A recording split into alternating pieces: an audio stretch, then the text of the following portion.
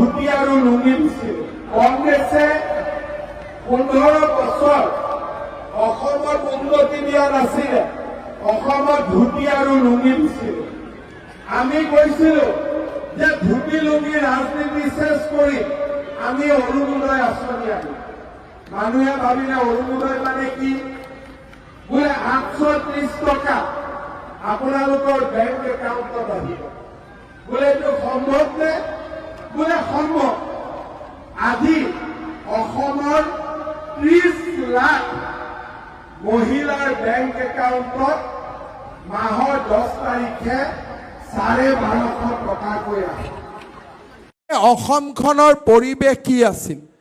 বড়োলেণ্ডত বড়ো আন্দোলন, ৰাভা হাছঙত ৰাভা আন্দোলন, কাৰ্বি আলঙত কাৰ্বি আন্দোলন, আলফাৰ আন্দোলন।